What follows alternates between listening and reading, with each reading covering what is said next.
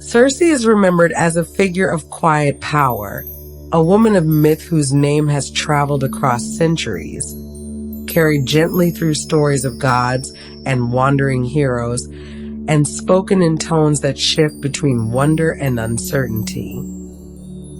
She is often called a sorceress, sometimes feared, sometimes misunderstood, yet beneath those shifting descriptions there is something steadier, a presence shaped not by sudden force, but by patience, observation, and time. As the daughter of Helios, she was born among beings who carried their power effortlessly, yet her own path would unfold more slowly, rooted in learning rather than inheritance.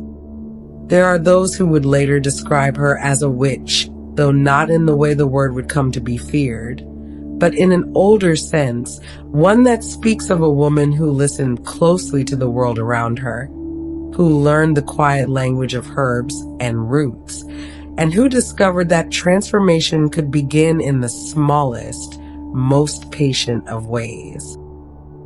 Her story does not begin with grand declarations or sudden change, but with a kind of stillness, a sense of being present in a world that did not quite make space for her, even among the radiant halls of the gods. In those early moments, there is already a feeling that something different is taking shape, something that does not rely on command or authority, but on attention and care. Circe's power would not arrive all at once, and it would not be handed to her as a gift, but would grow gradually, like something tended over time, until it became unmistakable in its quiet strength. You are listening to Sleepy Legends channel, a place where stories like these are told slowly and softly, where myth and memory drift together in a calm and steady rhythm, allowing each moment to unfold without urgency. Here, we spend time with figures who have lingered at the edges of understanding, women like Hecate, and others whose stories carry a sense of mystery, resilience, and quiet transformation. These are not tales rushed toward their endings, but ones that move gently, inviting you to settle in, to listen without effort, and to rest as the story continues around you. So wherever you find yourself now, whether you are preparing for sleep or simply seeking a quieter space within your day, allow this story to meet you there without expectation, without the need to follow every detail. It is enough to listen softly, to let the rhythm of the words carry you, and to drift in and out as the story unfolds. Circe's world is not one that demands attention, but one that welcomes it gently, offering its details in a way that can be returned to again and again, each time revealing something slightly different, or perhaps simply allowing you to rest more deeply within it. Circe was born into a world shaped by brilliance and hierarchy, where the gods moved with certainty and their voices carried the weight of command, yet she did not move among them in quite the same way. As the child of Helios, she belonged to a lineage of immense power, yet there was something quieter in her presence, something that did not immediately command attention or inspire fear. In the company of other divine beings, she was often overlooked, her voice softer, her nature less forceful, and yet it was within that very difference that her path began to take form. While others relied on what had been given to them, Circe began to notice what could be learned, what could be shaped, and what might be changed through careful attention. Over time, she turned her awareness toward the natural world, toward the subtle properties of plants and the quiet transformations that could be coaxed from them. This was not power in the way the gods understood it, not something declared or displayed, but something practiced, something refined through repetition and patience.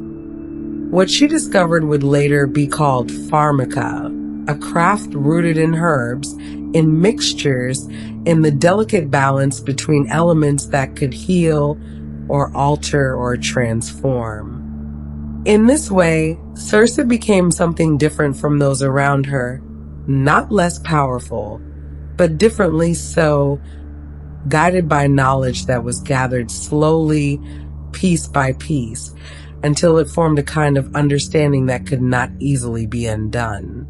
It is this difference that would shape the course of her story, leading her away from the halls of the gods and toward a place that would come to reflect her more fully, an island set apart from the rest of the world, where her presence could settle into its own rhythm. On the island of Aiaia, time seems to move more gently, as though it has loosened its hold, allowing moments to stretch and soften at their edges. The air carries a stillness that is not empty, but full in a quiet way, filled with the subtle movements of leaves, the distant sound of water, and the presence of life that does not hurry. Here, the island itself begins to feel like an extension of Circe, shaped by her attention, responsive to her care, and held within the same calm persistence that defines her craft.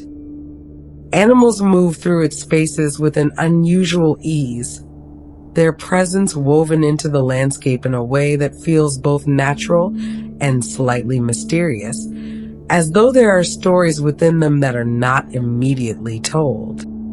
The light shifts slowly across the land, touching the edges of things without harshness, and everything seems to exist in a state of quiet balance, neither fully still nor ever hurried. Within the setting, Circe's work continues, not as something separate from the world around her, but as part of it, a continuation of the same gentle processes that shape the island itself. Her craft does not disrupt the calm, but deepens it, adding layers of meaning that unfold gradually, revealing themselves only to those who linger long enough to notice. It is here that her story settles into its most familiar rhythm, one defined not by sudden events, but by a steady unfolding, a sequence of moments that build upon one another in ways that feel both subtle and inevitable. And as we move forward into her story, we will do so slowly, allowing each moment to take its place without rushing toward what comes next. Tonight, her story will unfold through 100 quiet moments, each one drawn from myth, from memory, and from the spaces in between, where interpretation and imagination meet. These moments will not arrive all at once, but will gather gradually, forming a path that can be followed or simply listened to, depending on where your attention rests. There is no need to hold onto every detail, no need to trace every connection, as the story itself will carry you forward at its own pace, returning gently to its themes, its places, and its quiet transformations. In this way, Circe's story becomes less about a single path and more about a series of returns, each one offering a slightly different view, a slightly deeper sense of the world she inhabits. So we begin not with urgency, but with a steady step into her world, where the boundaries between change and stillness are soft, and where even the smallest moments hold the possibility of transformation. Circe had always moved a little differently among the gods, her presence quieter, her voice softer, as though she existed just slightly apart from the brightness that surrounded her. As the daughter of Helios, she belonged to a lineage that shone with certainty, yet within that brilliance she often found herself overlooked, her nature not as commanding, not as easily noticed. Among her kin, power was something that flowed effortlessly, something inherited and displayed without question, while Circe's way of being did not follow that pattern, and so she lingered at the edges, observing more than she was seen. In those early days, there was a rhythm to the halls of the divine, a steady presence of voices and movement, of light that never seemed to dim, and of power that did not need to be explained. Circe moved within that rhythm without fully joining it, aware of the way others spoke with certainty, aware of how easily they shaped the world around them. She did not interrupt, did not press forward, but instead allowed herself to watch, to listen, to notice the small differences that passed quietly beneath the surface of things. There was, over time, a quiet recognition that she did not fit within the expectations of those around her, not because she lacked strength, but because her strength did not resemble theirs. Where others acted with immediacy, she paused, and in that pause she began to understand that there were other ways of knowing, other ways of shaping the world that did not rely on force or command. This difference remained subtle at first, something that could be overlooked, but it gathered slowly, taking form as she turned her attention toward the natural world and the quiet processes within it.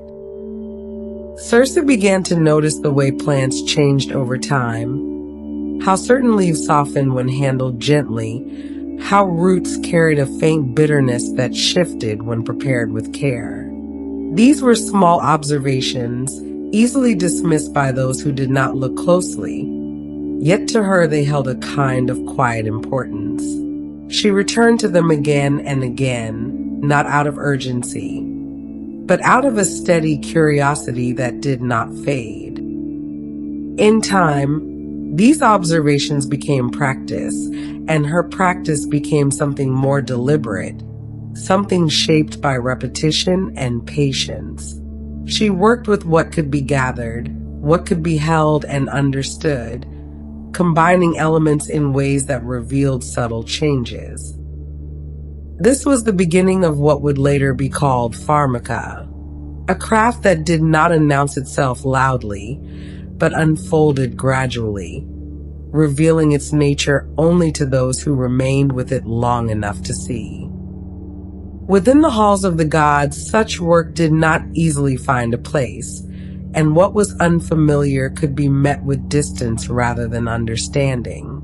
Circe's growing knowledge, her willingness to learn without permission, began to set her apart in ways that drew quiet attention. It was not only what she was doing, but how she was doing it without inheritance, without the clear structure that defined the power of those around her.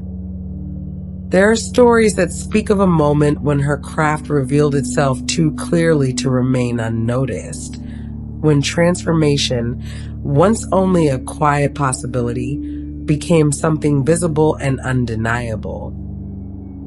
These stories moved gently through different versions, sometimes lingering on detail, sometimes passing quickly, but always carrying the same sense that a threshold had been crossed. What had once been subtle became known, and what had once been overlooked could no longer remain so. In that recognition, there was a shift, not sudden, but steady, as though the world around her adjusted its shape to account for what she had become. The gods, who moved within a structure that valued order and clarity, found no easy way to place her within it. Circe did not oppose them, nor did she seek to challenge their authority. Yet her presence did not align with their expectations, and so she remained apart, even as she stood among them. The decision that followed did not arrive with raised voices or visible conflict, but with a kind of calm inevitability. It was understood, perhaps without being fully spoken, that Circe would not remain where she was. There was no clear role for her, no place that fit the shape of her growing craft, And so the solution was to move her elsewhere, to create distance where understanding could not be found. And so Circe was sent away, carried from the familiar brightness of her father's realm to an island set apart, a place that would come to be known as Aiaia. The movement itself unfolded without urgency, as though even this transition followed a slower rhythm, one that did not require haste. The light that had once surrounded her did not disappear all at once, but softened gradually, giving way to a different kind of stillness. As she approached Aiaia, there was a sense of space opening around her, a quiet that did not press inward, but extended outward, allowing her to settle within it. The island did not announce itself sharply, but revealed its presence slowly, through the gentle outline of land against water, through the way the air seemed to shift as she drew closer. When she first set foot upon Aiaia, there was a stillness that felt complete, not empty, but whole in a way that required no immediate change. The ground beneath her held a steady firmness. The air carried a softness that did not demand attention, and for a time she simply remained where she was, allowing herself to take in what surrounded her without the need to act. There was no expectation here, no presence measuring her against others, and in that absence something within her began to ease. She moved slowly across the island, not searching for anything in particular, but allowing her awareness to settle into the patterns of the place. The light shifted gently through the trees, the air moved in quiet currents, and the sounds that reached her were distant and unhurried. In those first moments, time itself seemed to stretch, not in a way that distorted it, but in a way that allowed it to be felt more fully. Each step carried a sense of presence, each movement unfolding without interruption. Circe did not rush to shape this new place, but instead allowed herself to become familiar with it, to understand its rhythms before she began to work within them. Gradually, her attention returned to the small things she had always noticed, the leaves, the roots, the subtle changes that could be drawn from them. She began again with what was close at hand, gathering carefully, observing how each element responded when touched, when combined, when given time. Without the presence of others to question her, her practice deepened naturally, guided by the same patience that had always defined it. The island seemed to respond in its own quiet way, offering what was needed without resistance, revealing its patterns slowly, as though it too required a kind of understanding before it could be fully known. Circe moved within this process without forcing it, allowing her work to unfold at the same pace as the world around her. Days passed in a gentle sequence, each one similar to the last, yet carrying small differences that gave them shape. There was no urgency to mark time, no need to measure progress, and so her work became part of the island's rhythm, something that continued steadily without interruption. The repetition did not dull her awareness, but deepened it, allowing her to notice more with each passing day. In this space, her identity began to settle, not as something defined by others, but as something shaped by her own attention and care. The distance from the gods did not diminish her, but instead allowed her to grow into something more complete, something that did not rely on comparison or approval. What had once set her apart now gave her a sense of place, a way of being that belonged fully to her. There were moments when memory returned, when the brightness of her father's presence and the voices of the gods drifted quietly through her thoughts. But these moments did not disturb the calm that had taken root. They passed through gently, becoming part of the larger rhythm of her experience, present for a time, and then gone again. On Aiaia, the boundaries between stillness and change remained soft, each giving way to the other without disruption. Circe's craft continued to grow, not in sudden leaps, but in steady refinement, shaped by the same patience that had brought her here.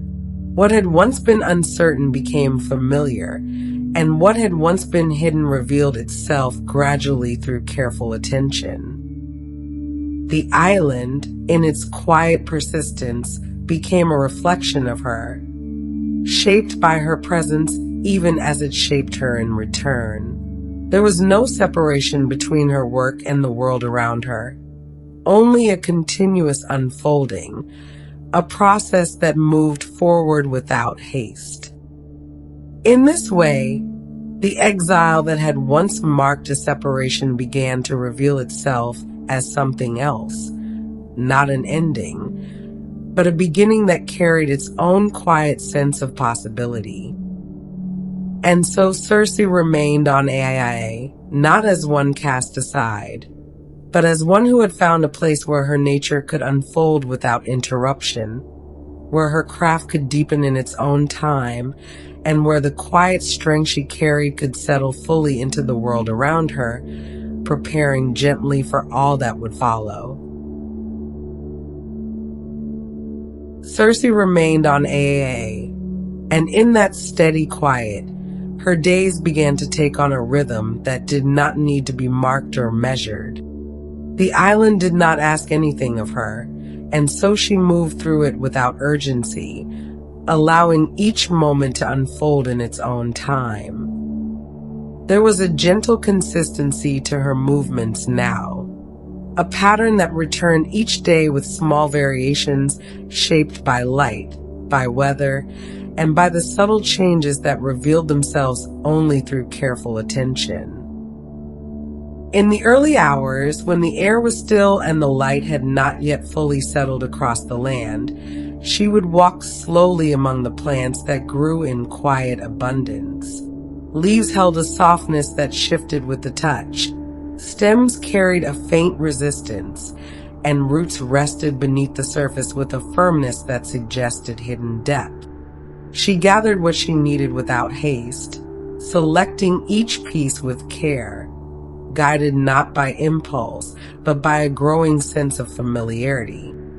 Before she began her work, she would pause with what she had gathered, arranging each leaf and root upon a flat stone, not in strict order, but in a way that allowed her to see them clearly.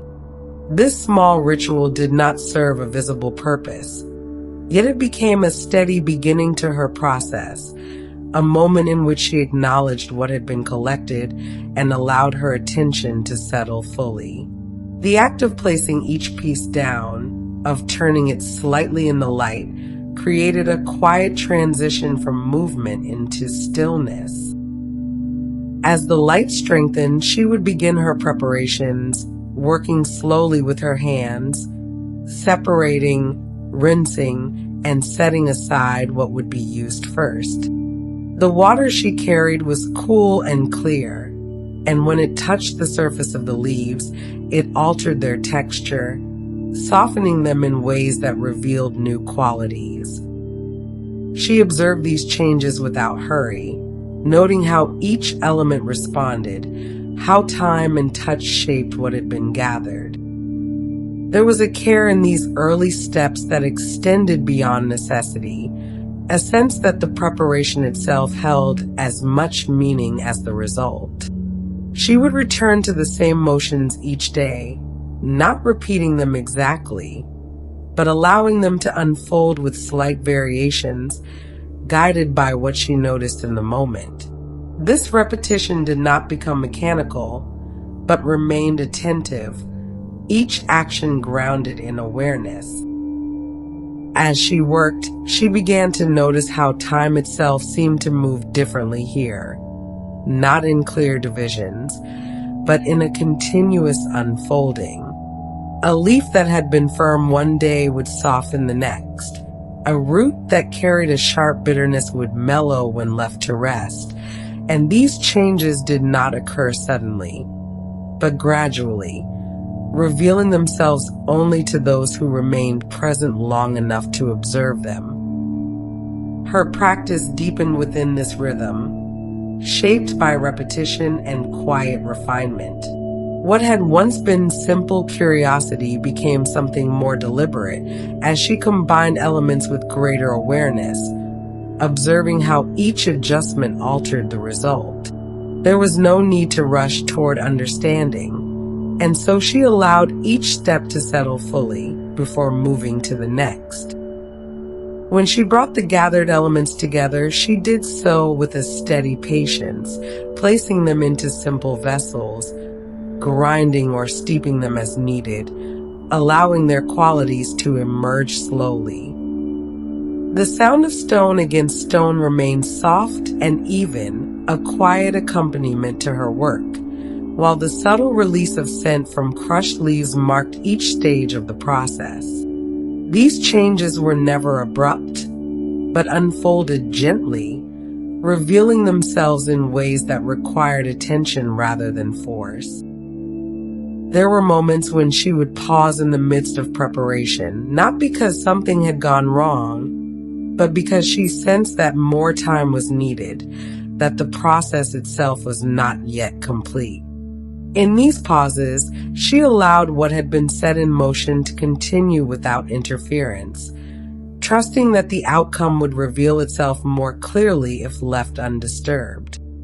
This balance between action and waiting became an essential part of her craft.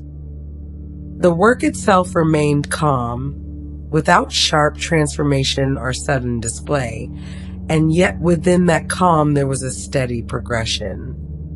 She began to recognize patterns, subtle connections between what was gathered and what emerged from it, and these patterns formed a kind of language, one that did not need to be spoken aloud to be understood. This was the nature of her craft, what would come to be known as pharmaka, a quiet practice rooted in patience and attention. There were moments when she would hold something in her hands a little longer, turning it slightly, considering not only what it was, but what it might become. These moments extended her awareness, allowing her to remain within the process rather than moving ahead of it. In this way, her understanding grew not through force, but through presence. Around her, the island remained steady, its patterns unfolding in ways that mirrored her own work. The movement of air through the trees carried a soft continuity. The shifting of light across the ground marked the passage of time without urgency, and even the smallest changes seemed to occur within a broader sense of calm. Circe did not stand apart from this, but moved within it, her actions aligned with the same quiet rhythms. As the day continued, she would return to what she had prepared, observing how it had changed, how time had altered its form or deepened its qualities. Some mixtures would settle into stillness, others would continue to shift, and each required a different kind of attention. She did not force these outcomes, but followed them, adjusting her approach in response to what she observed. The animals that moved through Aiaia became a quiet presence within this rhythm, appearing at a distance, lingering without fear, as though they, too, recognized the calm that defined the island. Circe did not seek to control them, nor did she turn her attention toward them with intent, but she remained aware of them, their movements adding another layer to the steady unfolding of the world around her. In time, her awareness extended beyond what she could see directly, as she began to sense the connections between different elements of her work. A combination that had once seemed uncertain began to reveal a consistent effect. A process that had required careful observation became something she could anticipate, though never fully assume.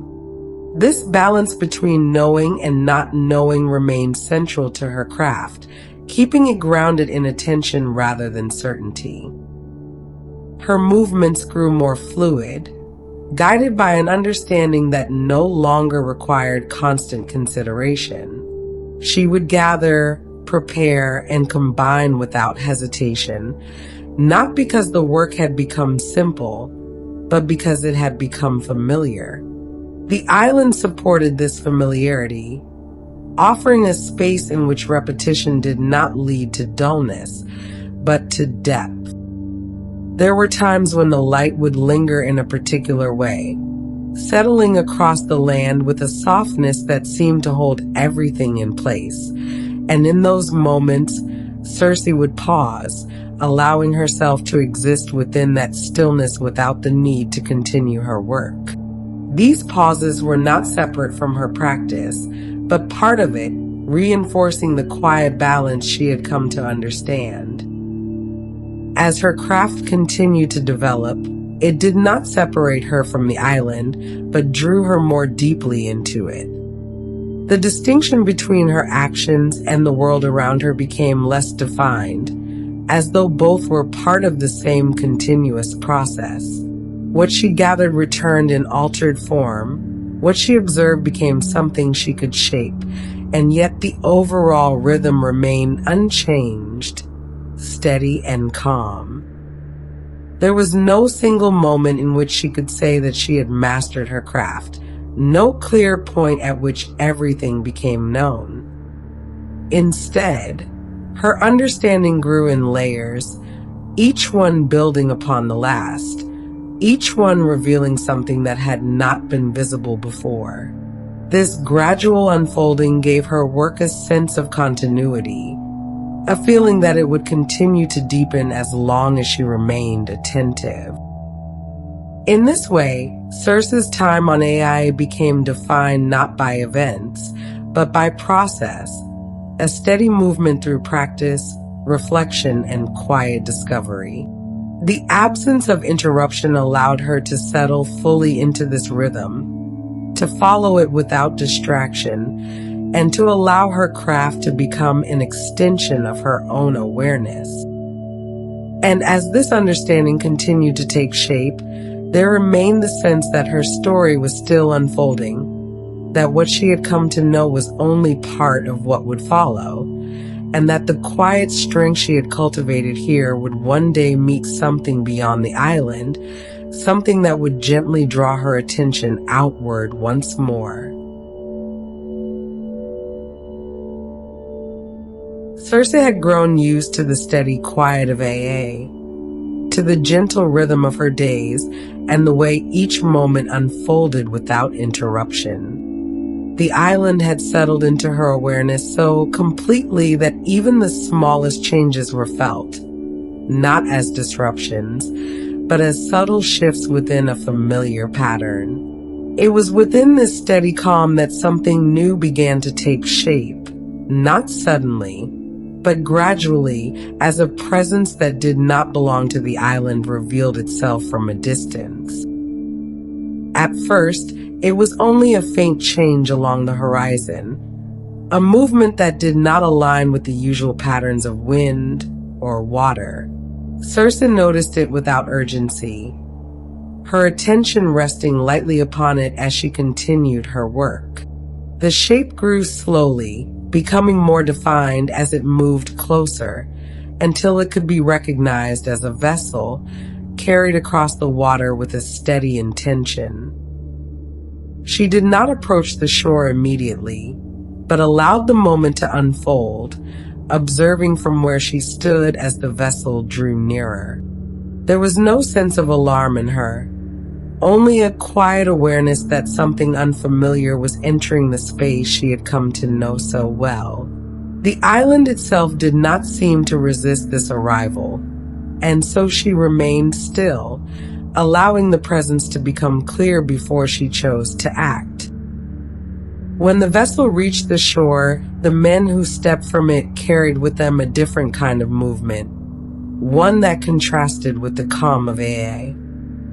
Their voices, though not raised, held a sharper edge, and their steps disturbed the ground in ways that felt unfamiliar.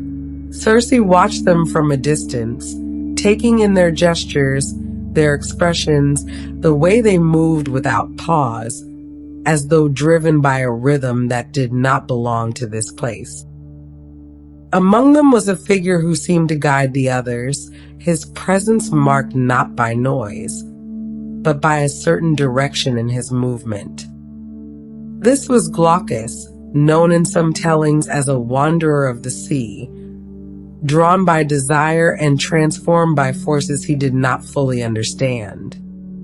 His arrival carried with it a quiet echo of the past, a connection to the earlier moments in which Circe's craft had first revealed itself beyond observation. Circe did not move toward them immediately, but allowed her awareness to settle upon their presence, observing how they interacted with the island, how they moved through its spaces without understanding its rhythms. There was a difference in the way they touched what they encountered, a lack of the careful attention that had come to define her own movements. This difference did not provoke anger, but it did not go unnoticed. After a time, she stepped forward, her approach unhurried, her presence calm. The men became aware of her gradually, their attention shifting as she entered their field of view. There was a moment of stillness as they regarded one another, a brief pause in which nothing needed to be spoken for the presence of each to be understood. She offered them what she had prepared, not as a gesture of submission or defense, but as a continuation of her practice, an extension of the work that had become part of her daily life. The preparation had been made with the same care as all others, gathered, combined, and allowed to settle into its own form. There was no urgency in the offering, no force behind it, only the quiet presentation of what she had created. The men accepted without hesitation, their movements guided by familiarity rather than awareness. They did not pause to consider what had been given, nor did they observe the process by which it had come into being. In this way, their actions mirrored the difference that Circe had long observed, a reliance on what was immediate, rather than what was understood. What followed did not unfold as a sudden change, but as a gradual shift, one that moved through them in ways that were at first subtle, then more visible. Their forms began to alter, not violently, but steadily, as though something within them was being revealed rather than imposed. The transformation carried no sharp edges, no abrupt motion, but unfolded with a quiet inevitability, guided by the same principles that shaped all of Circe's work. Circe observed this process without interruption, her attention steady, her presence unchanged. This was not an act of anger nor one of punishment, but a continuation of her craft, applied in a new context, one that extended beyond the boundaries of her previous work. What had once been contained within preparation and observation now moved outward, interacting with the world in a more visible way. The animals that emerged from this transformation did not carry the same restless energy as the men who had arrived. Their movement softened, their presence aligning more closely with the rhythms of the island. They settled into their new forms without resistance, as though the change had revealed something that had always been present beneath the surface. Circe did not linger on the transformation as an event, but accepted it as part of the unfolding of her practice. She moved among the animals without disturbance, her awareness extending to them in the same way it extended to the plants and the land. There was no separation between what had been and what was now, only a continuation of the same quiet process. In time, the memory of their arrival softened, becoming part of the broader rhythm of the island, no longer distinct, but integrated into the steady flow of days. Circe returned to her work as she always had, gathering, preparing, observing, allowing each moment to unfold without interruption. Yet something had shifted, not in the pace of her days, but in the reach of her craft. What had once been contained within the boundaries of her own practice had now touched something beyond it, extending into the world in a way that could not be entirely undone. This shift did not disturb her, but it did not pass unnoticed. She remained as she had been, steady, attentive, grounded in the rhythms of yet with a quiet awareness that the stillness she had known might one day be touched again, that the world beyond the island had not disappeared, but waited at its edges, moving slowly as all things did, toward what would come next. Circe remained on Aiaia. The rhythm of her days continued, quiet, steady, unbroken by anything beyond the island. Time passed without measure. The light shifted slowly across the land. The air moved gently through the trees. Nothing pressed forward. Nothing hurried. Within that stillness, she continued her work as she always had. Then, as before, something changed. It began at a distance, a shape along the water, smaller than the last, slower in its approach, less certain in the way it moved. Circe noticed. She always noticed.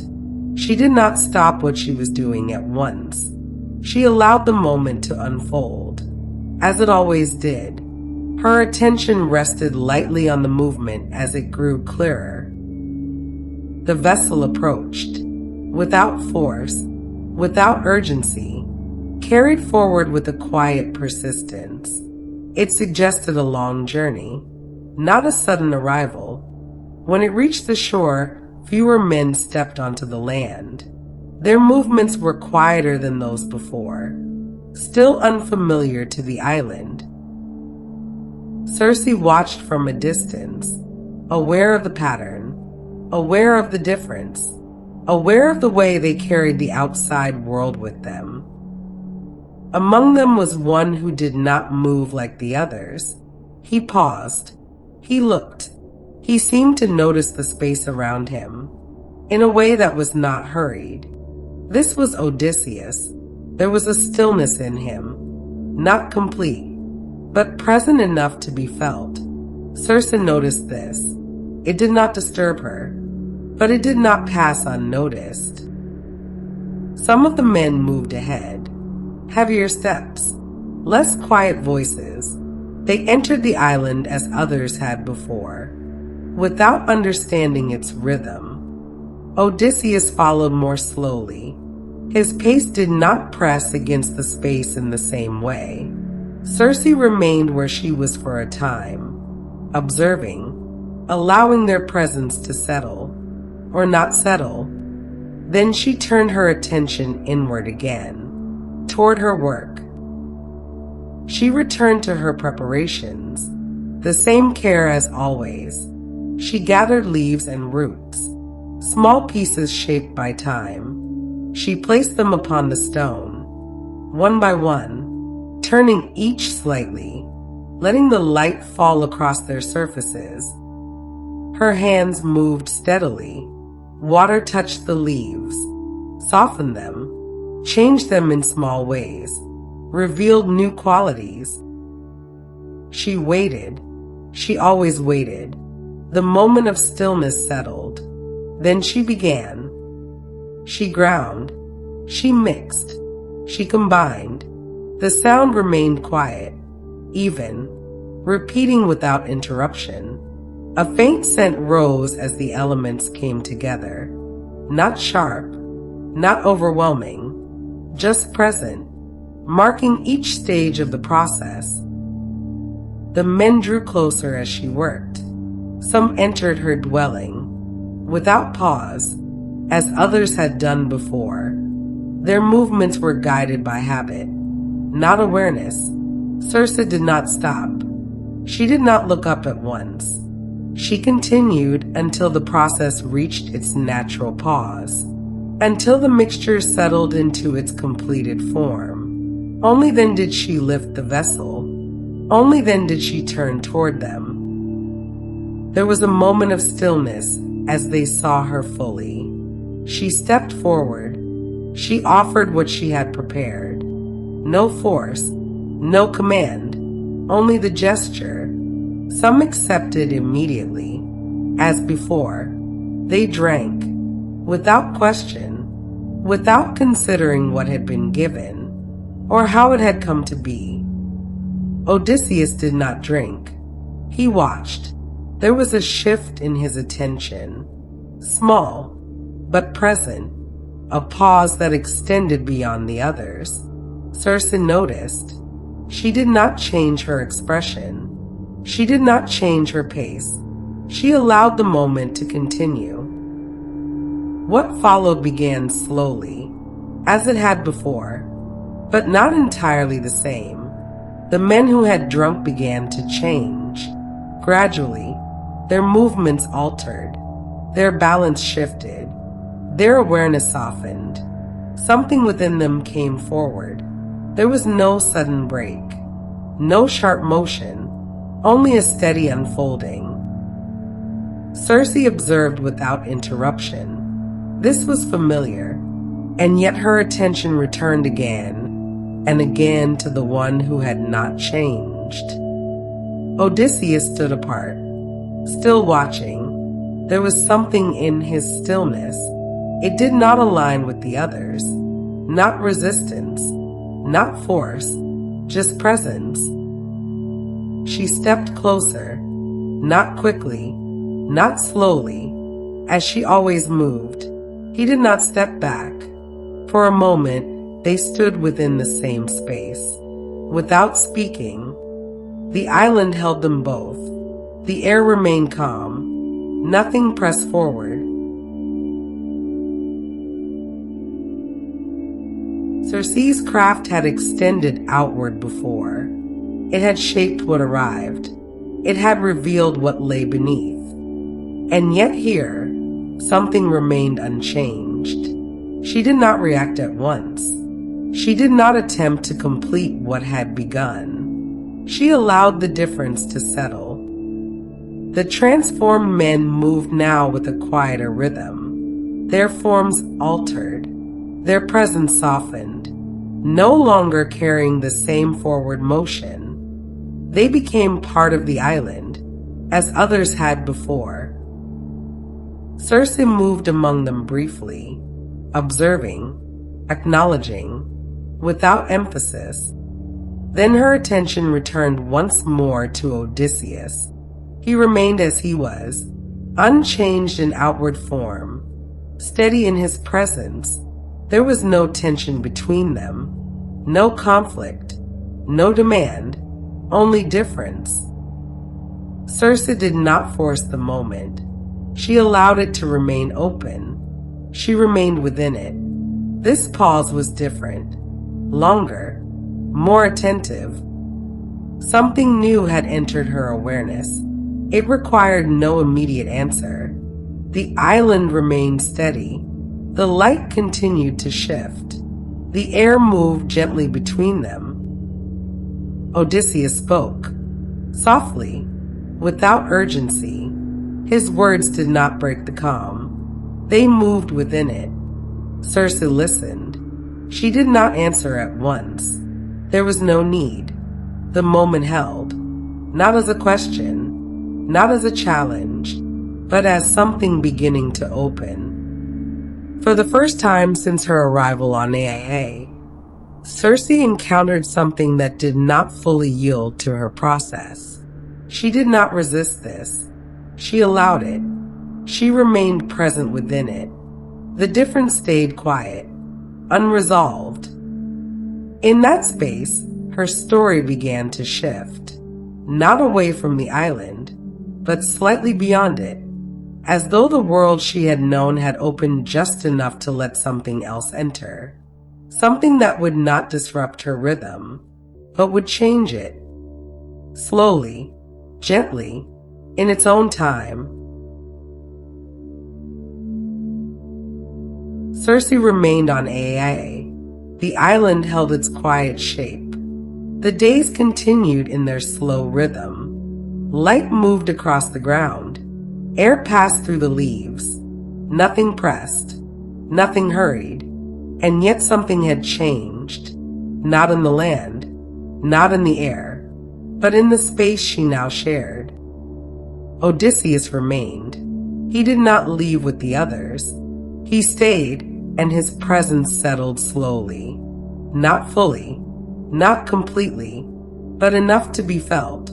Circe moved through her day as she always had. She gathered, she prepared, she observed. Her hands continued their work, and her attention remained steady. And yet she was aware of him, not constantly, not with focus, but in a way that returned again and again. He did not follow her closely. He did not interrupt her work. He moved at a distance and watched as he learned the spaces. He stepped more carefully now. His movement softened, not fully, but more than before. Circe noticed. She did not speak to him at first. There was no need. The island held them both, and the rhythm continued. Words were not required for the moment to exist. In the early hours, she walked as she always did, among the plants, among the roots and leaves. The ground was cool beneath her steps. The air was still. Odysseus followed at a distance, not close and not far, enough to remain present. He watched her gather. She did not explain what she chose. She did not name the plants. She did not guide him. She allowed him to observe, as she had once observed, quietly and without instruction. He began to notice. His steps slowed, and his gaze lingered. He reached for nothing at first, only watched, only followed the movement of her hands. The way she selected, the way she turned each piece, the way she paused before taking it. Circe felt the shift. It was small, but steady. When she returned to her dwelling, she began her preparations. The same motions, the same care, the same rhythm that had shaped her days. She placed each leaf upon the stone, one by one, turning each slightly, letting the light fall across them. Odysseus remained nearby. He did not step forward at once. He did not touch anything. He stood and watched, and his attention held longer now. Water touched the leaves, softened them, changed them slowly. She waited, then she worked, grinding, mixing, combining. The sound remained quiet, even, repeating. He listened. The sound settled into the space between them. It did not demand attention. It did not fade. It remained. Odysseus stepped closer, not suddenly, not with force, just enough to see more clearly. His movement did not disrupt her work. He had learned this much already. Circe did not look up. She continued. The scent rose, faint and present. He noticed it now. He did not speak. He did not question. He allowed the moment to unfold. When she paused, he paused. When she waited, he waited. The rhythm extended beyond her. It reached him. Circe lifted her hands. She allowed the mixture to settle. She did not rush to complete it. The pause was part of the work. Always, Odysseus remained still. He did not fill the silence. He did not break it. Circe noticed. This was new. She had known others who spoke, who pressed, who acted without waiting. He did not. The moment held. Then she finished. She set the vessel aside carefully as always. For a time, neither moved. The light shifted. The air moved gently between them. Then Odysseus spoke. His voice was quiet. It did not carry force. It did not interrupt. It entered the space softly. Circe listened. She did not answer at once. She allowed his words to settle. As she allowed all things to settle, then she spoke. Her voice matched the rhythm of the island. Calm, even, without urgency. They spoke slowly, not in long exchanges, not in quick questions, but in brief moments followed by quiet, followed by space. Time passed. The days continued. Odysseus remained. He began to move through the island with more awareness. He stepped more lightly. He paused more often. He watched the way the light changed, the way the air moved. He began to understand. Not fully, but enough. Circe did not teach him directly. She did not guide his steps. She allowed him to observe, to notice, to learn in the same way she had. Through time, through repetition, through presence, he began to help. Not at first, not quickly, but slowly. He gathered small things, leaves, stones, water. He placed them where she placed them, not always correctly, not always with the same care, but with attention. Circe allowed this. She did not correct him at once. She did not stop him. She watched. He learned. His movements became more precise, more measured. He began to wait before acting, to look before touching, to consider. Circe noticed. The rhythm expanded. It was no longer hers alone. The island held both of them now. Their movements began to align. Not perfectly, not completely, but enough. In the evenings, the light softened across the land. The air cooled. The sounds of the island grew quieter. Circe would sit, not in rest, but in stillness. Odysseus sat nearby, not beside her, not distant, just present.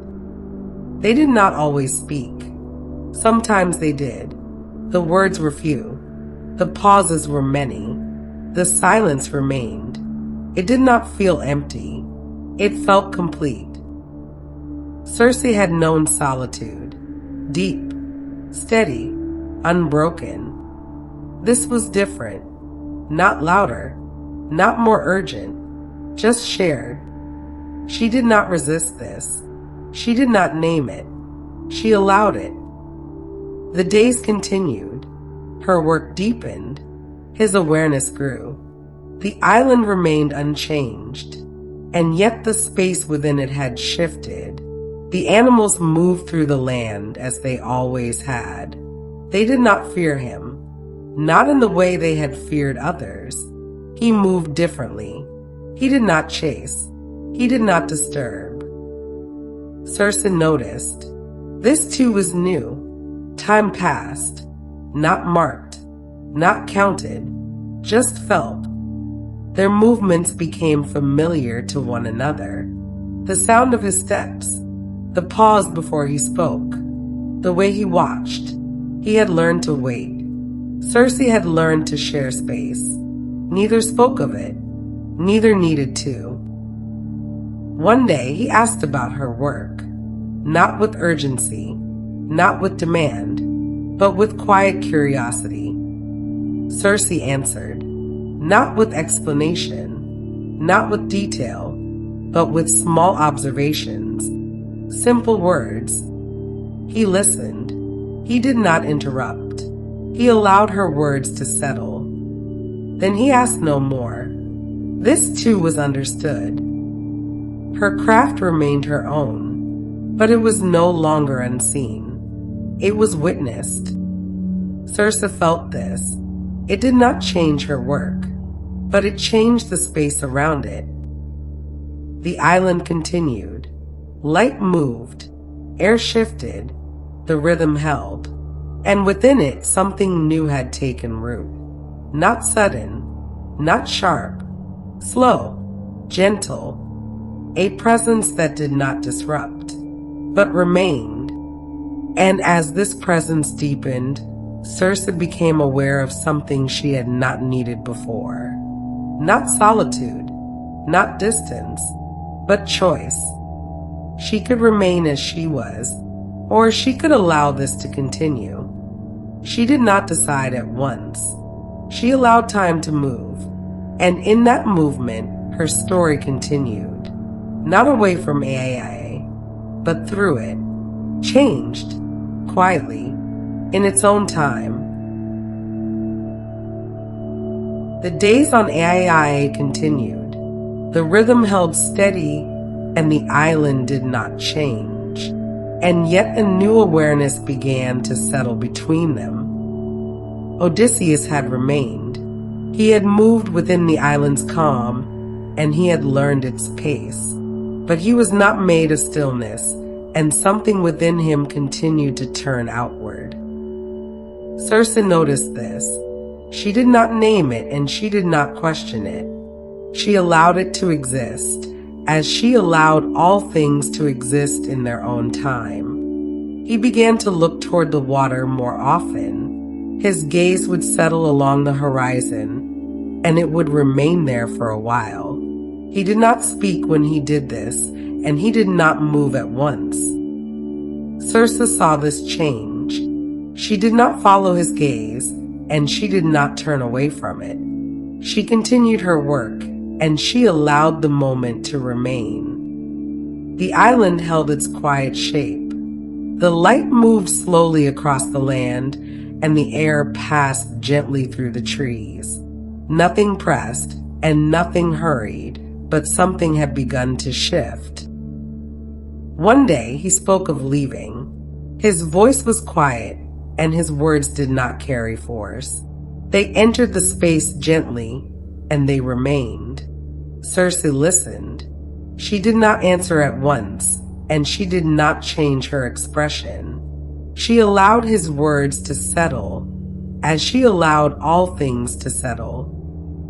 She understood, not through explanation and not through reasoning. She understood because the rhythm of the island had already shown her. He did not belong to stillness in the way she did. He could move within it and he could learn from it, but he was shaped by movement. That part of him had not changed. Circe did not resist this. She did not ask him to remain. She did not offer a reason for him to stay. She allowed the moment to be what it was. The days that followed did not break their rhythm. Circe continued her work, and Odysseus remained. But now there was a quiet preparation within his movements. He began to gather what he would need, not quickly and not with urgency. He moved with care, and he followed the rhythm he had learned. Circe noticed this. She did not assist him directly, and she did not guide his actions. She allowed him to prepare in his own way. There were moments when their paths crossed more closely. Their steps aligned, and their presence shared the same space. They did not speak often during these times. The silence between them remained steady. It did not feel empty. It felt complete. In the early hours, she walked among the plants. The ground remained cool, and the air held its quiet stillness. Odysseus followed at a distance, as he had before. He watched her gather. He watched the way she chose each piece, and the way she paused before taking it. He did not reach forward. Circe noticed this. She allowed him to remain within the moment. She did not change her pace, and she did not alter her work. When she returned to her dwelling, she began her preparations. The same motions, the same care, the same rhythm. Odysseus remained nearby. He did not interrupt, and he did not move ahead of her work. He allowed the process to unfold.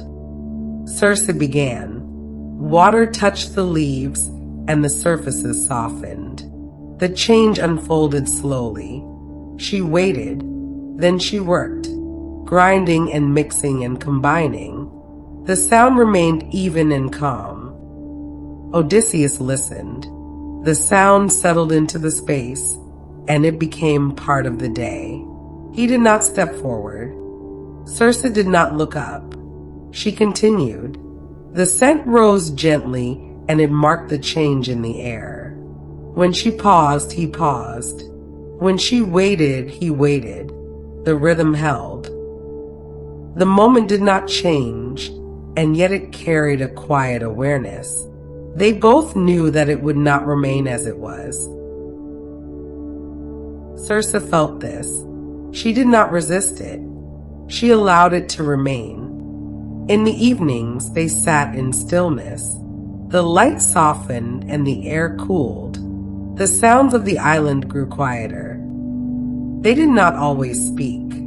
When they did, their words remained few. The silence between them held its place. Circe had known solitude. It had been deep and unbroken. This was different, but it did not disturb her. She did not name it. She did not hold on to it. She allowed it to exist. The time came quietly. There was no clear moment that marked it, only a sense that the preparation had completed itself. Odysseus moved toward the shore. His steps were steady, and his movement followed the rhythm he had learned. Circe watched from a distance. She did not approach at once, and she did not call out. She allowed the moment to unfold. The vessel rested at the edge of the water. It did not press forward, and it did not resist. It remained. Odysseus paused. He looked back toward the island. His gaze did not rush.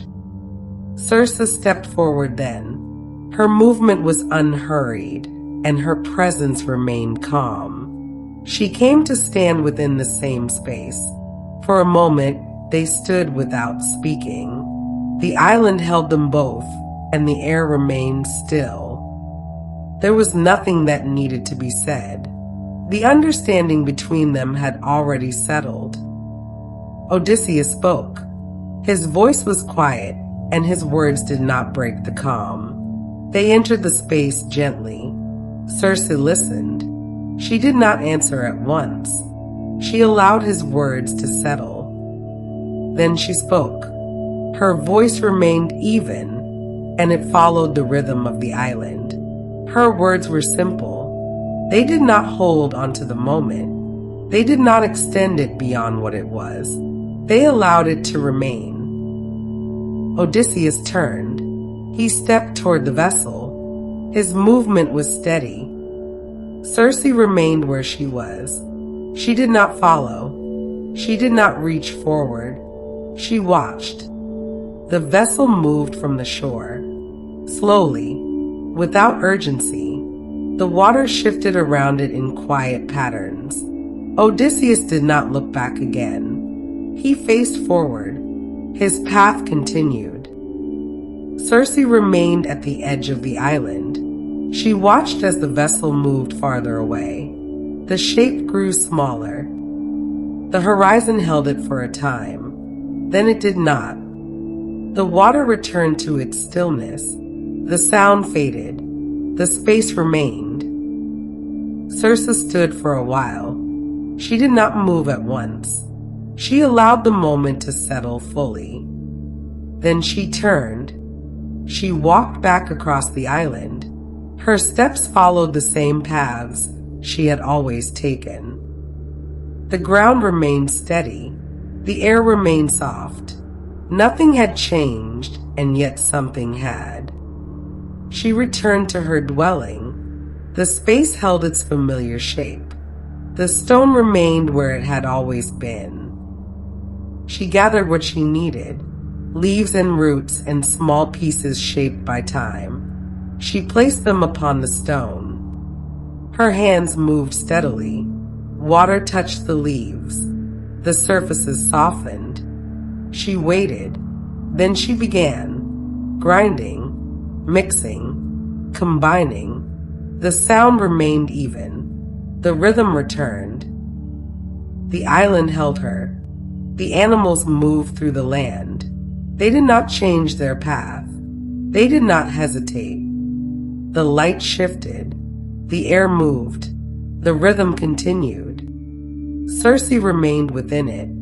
She did not return to what had been before. She did not remain as she had been. Something had changed, not in the land, not in the air, but within her awareness. She had known solitude. She knew it again, but it was not the same. It was not empty. It was not closed. It held something more. Circe did not name this. She did not define it. She allowed it to remain. The days continued. The rhythm held. Her work deepened. The island did not ask for change. It did not press forward. It remained. Circe remained with it. And her story continued, not as it had before, but forward, quietly, in its own time. Time passed on Aiaia after his departure. The island held its quiet shape, and the days continued without urgency. Circe returned to her work, but her awareness had changed, and she carried something forward from what had been shared. She moved through the land as she always had. She gathered leaves and roots, and she placed them upon the stone with steady care. Her hands remained sure, but her attention now reached inward as well as outward. There were moments when she paused longer than before. She would stand among the plants and remain still, not from uncertainty, but from listening. The quiet within her had taken on a different weight. The change did not come as a question. It did not arrive with confusion or doubt. It settled into her awareness with the same calm certainty that guided her craft. Circe understood she was no longer alone in the same way. The knowledge did not disturb her. It did not break the rhythm of the island. She continued her work. She adjusted without forcing change. Her movements became more deliberate, and she chose her tasks with greater care. Days passed. The light moved across the land, and the air shifted through the trees. The island remained steady, and she remained within it. As time unfolded, the presence within her grew. It did not demand attention, but it remained constant. Circe did not resist it, and she did not attempt to control it. She allowed it to move, as all things moved on Aiaia. Slowly, gently, in its own time. Her work changed in small ways. She prepared more and she stored what she made. She moved with greater attention to her own strength. There were times when she rested, not from weakness, but from awareness. She listened to the rhythm within her and allowed it to guide her pace. The island responded in its quiet way. The animals moved near her without fear. The air remained calm, and the ground held steady beneath her steps. Circe did not separate herself from this change. She did not treat it as something apart. She allowed it to remain part of her life, as natural as the work she continued each day. The time came without urgency. It unfolded as all things had unfolded on the island. Circe remained steady within the moment, and she allowed the process to complete itself. When it had passed, she held her child. Telegonus rested quietly within her arms. The island did not shift, and the rhythm did not break, but her world had changed. Circe looked upon him with calm attention. She did not rush to name what she felt. She allowed the moment to settle fully. His presence was small, but it carried weight. He did not disturb the island, but he became part of its rhythm. Circe adjusted her days. She continued her work, but she moved with greater care. She balanced her attention between her craft and the life she now held. The changes came slowly. She gathered what she needed and she prepared what she could. She worked when the moment allowed, and she rested when it called for stillness. Telegonus grew within the rhythm of Aiaia. His movements were small at first, and his awareness was quiet. Circe watched him with steady attention. She did not hurry his growth. She did not shape his path with force. She allowed him to learn as she had learned, through observation and time. As he grew, he began to follow her. He watched her gather, and he watched her prepare. He saw the way she paused, and he began to understand the value of waiting. Circe noticed this. She did not instruct him at every step. She allowed him to discover what could be learned through presence. The island held them both. The animals moved through the land without fear. Telegonus moved with care, and he did not disturb what surrounded him. Circe continued her craft. She worked with the same patience, but her awareness now extended beyond the work itself. She watched, and she guided when needed, and she allowed space when it was not. There were moments when she spoke to him. Her words were simple, and they did not overwhelm. She offered what was needed, and no more. He listened. He did not rush to respond. He allowed her words to settle. Time passed. The days continued, and the rhythm held steady. Telegonus grew more certain in his movement. He stepped with greater awareness. He paused before acting. He began to see the patterns of the island. Circe remained steady. Her presence did not press, and it did not withdraw. She allowed him to grow within the space she had come to understand. There were times when she felt the pull of the world beyond the island. It came as a quiet thought, not as a demand. She did not follow it, but she did not ignore it. Telegonus carried that connection. She could feel it in him. It did not disturb her, but it reminded her that the island was not the only place that shaped a life. Circe allowed this awareness to remain. She did not close the world around him. She did not limit what might come. The days passed. The light moved across the land, and the air continued its gentle motion. The island remained steady. Telegonus grew within it. Circe remained beside him. Her work continued, and her awareness deepened. She had known solitude. She had known connection. Now she knew both at once. She did not name this. She did not define it. She allowed it to remain as part of her life. The island held them. The rhythm continued. And Circe's story moved forward, shaped by what had come before and what would come next. Time continued on Aiaia, and the rhythm of the island held steady as it always had. The days moved forward without urgency, and the light shifted slowly across the land. Circe remained within that rhythm, and Telegonus grew beside her. He moved with more confidence now. and his steps had become more certain as his awareness widened. He no longer followed only out of curiosity, but out of a quiet need to understand what lay around him. Circe watched this change, and she did not interrupt it or attempt to guide it too quickly.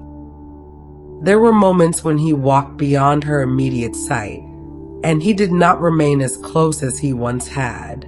He explored the edges of the spaces he knew, moving outward in small and careful ways. The island did not resist him, and it held him as it had once held Circe. Circe remained aware of his movement, though she did not follow him or call him back. She allowed him to move within the boundaries he was beginning to discover. Each time, he returned without hurry and without uncertainty. As he grew, his questions began to take shape, and they came slowly rather than all at once. He did not press for answers, and he did not speak with urgency. Circe answered in the same way, offering simple words that did not carry more than was needed. He listened, and he allowed her words to settle before acting upon them. The days passed, and the rhythm of the island remained unchanged. The light continued its slow movement, and the air passed gently through the trees. Telegonus began to notice more of what surrounded him. He watched the animals and their movement, and he observed the way the plants changed over time. He saw the way the light altered the space, and he allowed his attention to remain with these changes. Circe saw this deepening awareness, and she did not direct it or shape it too quickly. She allowed him to remain within it, and to learn through observation as she had once done. There were times when he gathered as she did, selecting leaves and roots with growing care. His movements were not always precise, and his attention did not always hold, but he continued. Circe did not correct him unless it was needed, and she allowed the act itself to teach him. Over time, his movements became more measured, and he began to pause before acting. The rhythm of the island shaped him, just as it had shaped her. Circe continued her work, and her craft remained steady and unchanged. Yet her awareness now rested on him as well, and she carried both her work and his presence at once. There were moments when she felt the difference in him more clearly, a quiet pull that did not belong fully to the island. It did not disturb her, but it remained present within her awareness. She did not speak of it at once, and she allowed it to remain. As time passed, Telegonus began to walk farther, and his path led him more often toward the edges of the island. His gaze turned outward, and he spent longer moments standing near the water. Circe noticed this, and she did not stop him or call him back. The water stretched beyond the island, and it remained steady and unchanged. Telegonus watched it without rushing forward and without stepping into it. He observed in the same way he had learned to observe all things. Circe remained at a distance when he did this, and she did not approach him. She allowed him to experience the moment fully, without interruption. When he returned, he did not speak at once, and he carried the awareness with him. In time, he spoke of the water, and his words were quiet and measured. Circe listened, and she allowed his thoughts to settle before she answered. She spoke simply, and she did not offer more than was needed. He listened in return, and he did not rush toward action. The awareness remained between them, growing slowly without urgency. The days passed, and the rhythm of the island continued. Telegonus began to ask about what lay beyond the water, and his questions came with the same quiet patience. Circe heard them, and she did not answer fully at first. She allowed the questions to exist, and she allowed them to deepen. There were moments when she spoke of the world beyond the island, and her words were calm and simple. She did not shape them into instruction, and she did not press them forward. She offered only what was needed. Telegonus listened, and he allowed her words to settle within him. He did not rush toward what they suggested, but he did not turn away from them either. The rhythm of the island held them both. Circe remained steady, and yet she felt the awareness of what lay beyond begin to take shape between them. It did not disrupt the island, and it did not break the calm. It remained, and it grew. She did not resist this change, and she did not attempt to hold him within the boundaries of the island. She allowed the understanding to form in its own time. There were moments when she watched him more closely, not with concern, but with attention. She saw the way his gaze lingered beyond the horizon, and the way his steps carried him toward the edges of the land. She understood what this meant, even before it was spoken. He was not shaped by stillness alone. Circe did not speak of this at once, and she did not rush toward what would come. She allowed time to continue, and she remained within the rhythm of the island. The days passed, and the light continued its steady movement. Telegonus grew, and the moment approached. It did not arrive suddenly, and it did not carry force. It moved forward slowly, as all things did on Aiaia. Circe remained within it, and she did not turn away. The island held its shape, and the rhythm continued. And her story moved forward toward what would come next. The days passed without urgency, and the light continued its slow path across the land. Circe remained within that rhythm, and Telegonus moved more often toward its edges. He walked to the shore with greater purpose now, and he did not turn back as quickly as before. He stood at the water for longer stretches of time, and his attention rested beyond the horizon. Circe watched this from a distance, and she did not interrupt what was taking shape. There were moments when he returned and spoke of what he felt. His words were quiet, and they did not press for answers or direction. Circe listened, and she allowed his thoughts to settle before she responded. She spoke of the world beyond the island with calm restraint. Her words did not carry urgency, and they did not shape his path. She offered only what was needed, and she allowed the rest to remain unspoken. Telegonus listened, and his awareness deepened over time. He did not rush forward, but he did not remain still either. The pull of what lay beyond continued to grow within him. Circe felt this change. She did not resist it, and she did not attempt to hold him in place. She allowed the movement within him to unfold as all things unfolded on Aiaia. The days continued, and the rhythm held steady. Telegonus began to prepare, though he did not name it as such. He gathered small things and observed the water with greater care. Circe noticed his preparation. She did not guide it, and she did not stop it. She allowed him to move through the process in his own way. There were moments when she walked beside him to the shore. They stood together, and the water stretched out before them in quiet stillness. Neither spoke at first, and the silence held without strain. In time, he asked what lay beyond.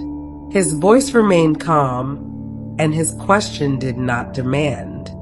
Circe listened, and she answered simply.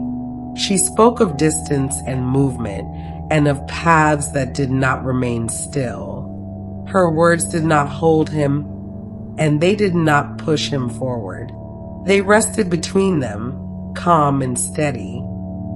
Telegonus understood in his own way. Not fully, but enough to continue. The awareness within him did not fade, and it did not rush. The time came quietly, as all things had come on the island.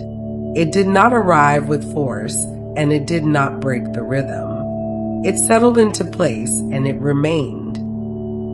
Telegonus stood at the shore, and his movement was steady. His awareness was clear, and his attention did not waver. Circe stood behind him, and her presence remained calm. He turned toward her, and there was a moment of stillness between them. Nothing needed to be said at once, and neither moved to fill the space. The island held them both. Circe stepped closer, and her movement was unhurried. Her attention remained steady, and she did not reach forward or hold him back. She allowed the moment to remain as it was. Telegonus spoke, and his words were few. They carried quiet certainty, and they did not press against her. Circe listened, and she allowed his words to settle before answering. She responded simply, and her voice followed the rhythm of the island. Her words did not extend the moment, and they did not shorten it. They remained, and then they passed. The moment held for a time. The air remained soft, and the light rested across the land. The island did not change. Telegonus turned, and he stepped toward the water. His movement was steady, and it followed the path he had come to understand. Circe remained where she was, and she did not follow. She watched as the vessel moved slowly from the shore. The water shifted in quiet patterns, and the sound remained soft. Telegonus did not look back. Circe continued to watch until the shape grew smaller. The horizon held it for a time, and then it did not. The water returned to its stillness, and the space remained. She stood at the edge of the island for a while. She did not move at once, and she allowed the moment to settle fully. The quiet remained around her. Then she turned and walked back across the land. Her steps followed the paths she had always taken. The ground remained steady and the air remained calm. She returned to her dwelling, and the space held its familiar shape. The stone remained where it had always been, and nothing had shifted. Circe gathered what she needed. She placed the leaves and roots upon the stone. Her hands moved steadily, and the work began again. Water touched the leaves, and the surfaces softened. She waited, and then she worked, grinding and mixing and combining, and the sound remained even. The rhythm returned, and it held. The island held her as it always had. The animals moved through the land, and they did not change their path. The light shifted, and the air moved.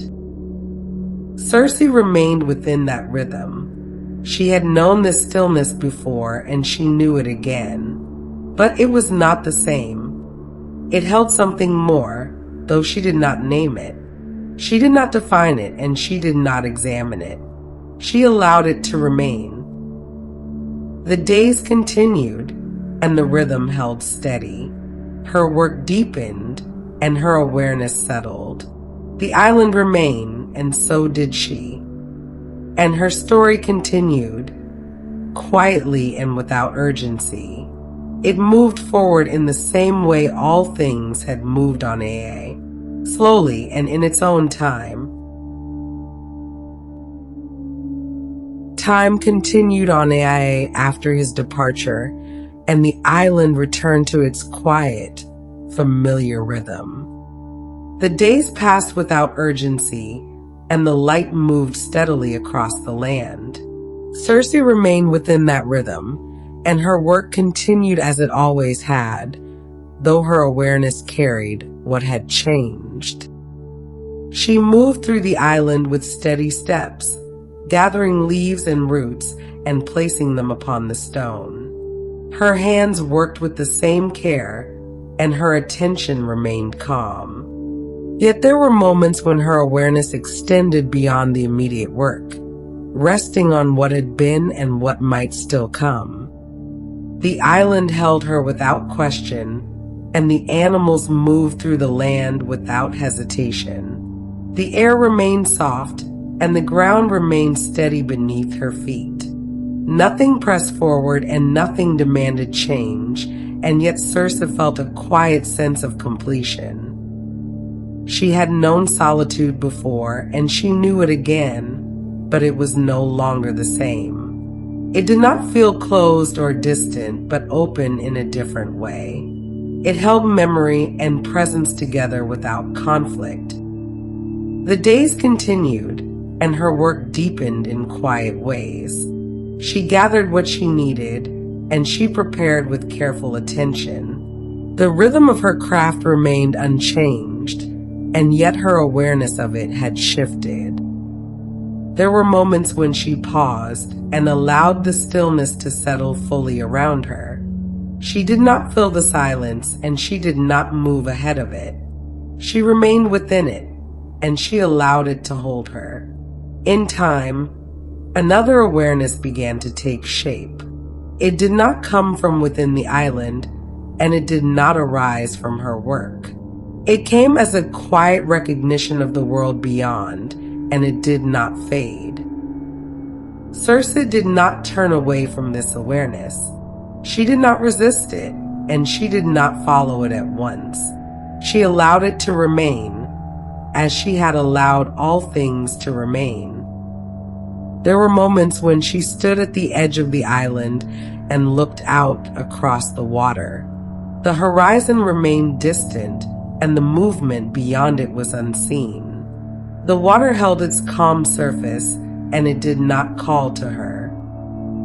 She remained still, and she allowed the moment to pass. Then she returned to her work, and the rhythm of the island continued.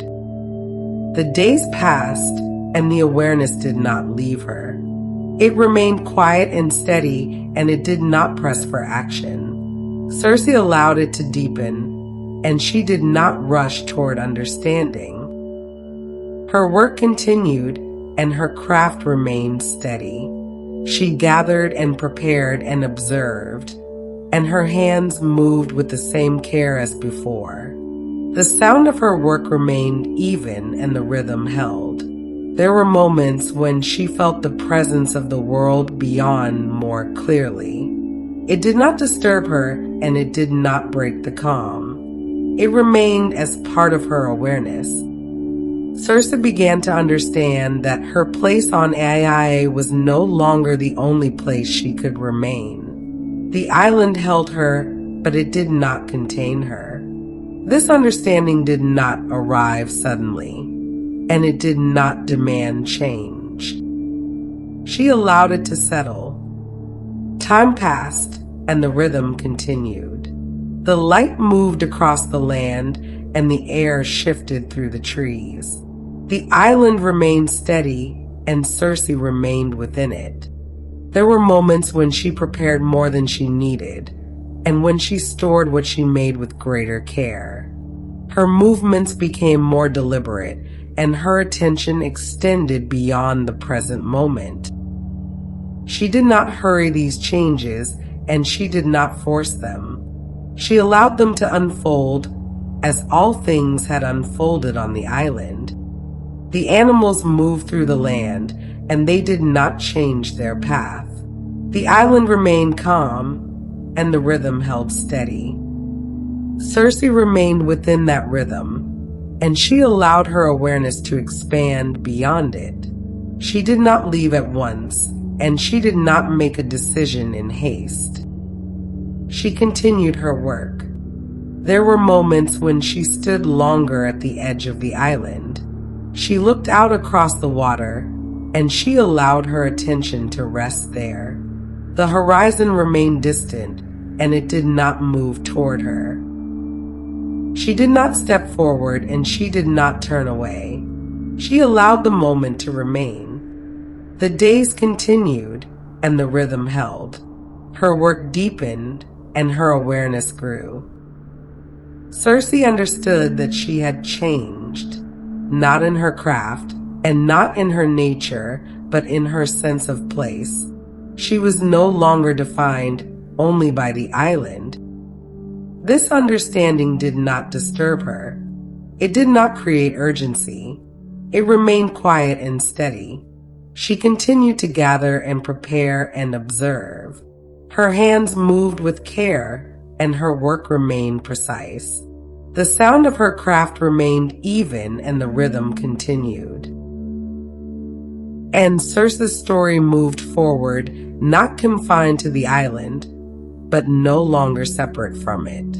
It continued quietly, shaped by all that had come before and open to what would come next. She continued her work. She gathered and prepared and observed, and her hands moved with the same care as before. The sound of her craft remained even and the rhythm held. The days passed and the awareness did not leave her. It remained present and it grew. Circe walked again to the edge of the island. The water stretched outward and the horizon remained unchanged. She stood there and she allowed the moment to settle. She did not step forward at once. She did not turn away. She remained within the stillness. In time, she moved. Her steps were steady, and they followed the same calm rhythm that had shaped her days. She approached the water without haste. She prepared what she would carry, not much and not more than was needed. She gathered with care, and she placed each piece with attention. There was no urgency in her movement. There was no hesitation. She allowed the process to unfold. The island remained quiet around her. The animals moved through the land, and the air remained soft. Nothing pressed forward. Circe moved to the shore. She stood for a moment. The water remained still, and the horizon did not change. She allowed the moment to settle fully. Then she stepped forward. The movement was simple. It did not break the rhythm. It did not disturb the stillness. Circe entered the water. The surface shifted around her, and the sound remained soft. She did not rush, and she did not turn back. The island remained behind her. It did not call, and it did not resist. She moved forward. The water carried her. Circe did not look back. She did not hold the moment behind her.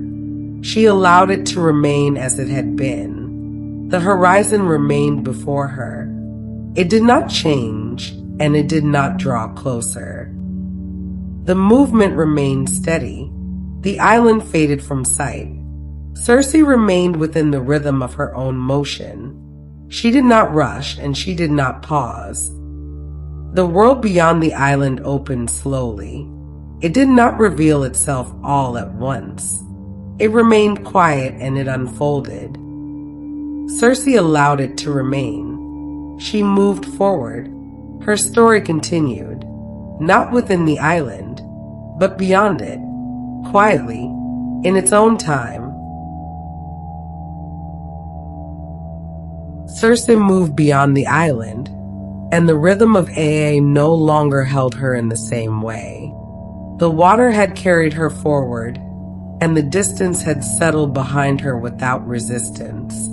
She did not rush, and she did not search for a new place to remain. The world opened slowly around her, and it did not press against her awareness. The land she passed did not demand her attention, and the air did not change its calm. She moved within it as she had moved within the island, steady and without urgency. She gathered when she needed to, and she rested when the moment called for stillness. Her work did not leave her, and her craft did not fade. It remained within her hands, and it remained within her awareness. Circe no longer worked in the same place, but she worked in the same way. She observed. She waited. She allowed each moment to unfold before she acted. The world beyond Aiaia did not disturb her. It did not overwhelm her. It revealed itself slowly, and she allowed it to remain as it was. She was no longer defined by the halls of the gods. She was no longer shaped by exile. She was no longer held within a single place. She had moved beyond those boundaries, not with force and not with defiance, but with quiet understanding. Circe carried her craft with her. She carried her awareness. She carried the stillness she had learned. There were moments when she paused and allowed the space around her to settle. The light shifted across unfamiliar ground, and the air moved through places she had not known before. She remained steady within it. She did not seek to control what she encountered. She did not shape the world to her will. She allowed herself to move within it and to understand it as it revealed itself. The knowledge she carried did not remain fixed. It continued to grow. It continued to change. Her craft deepened, not through effort, but through presence. She did not rush toward mastery. She allowed it to continue. Circe had once been overlooked among the gods. She had once been set apart. She had once been defined by what she was not. Now she was none of those things. She was not measured against others. She was not shaped by expectation. She was not confined to a place. She existed as she was. Her power did not need to be seen to be present. It did not need to be named to be understood. It remained quiet. It remained steady. It remained hers. The world did not change around her. It continued in its own rhythm. The light moved. The air shifted. The land remained. Circe moved within it.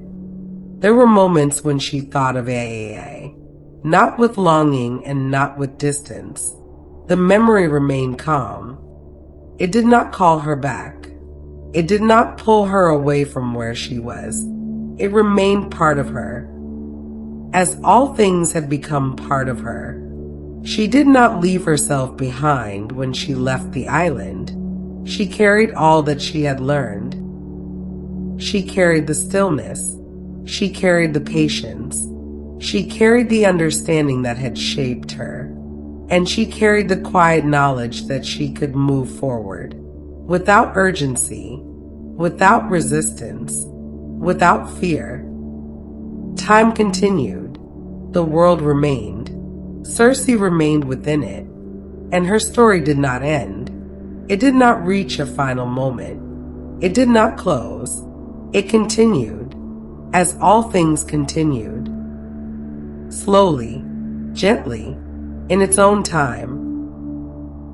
On the Sleepy Legends channel, there are other stories that move in this same way. Stories of powerful and mystical women, told with calm and care, and shaped to carry you gently into rest.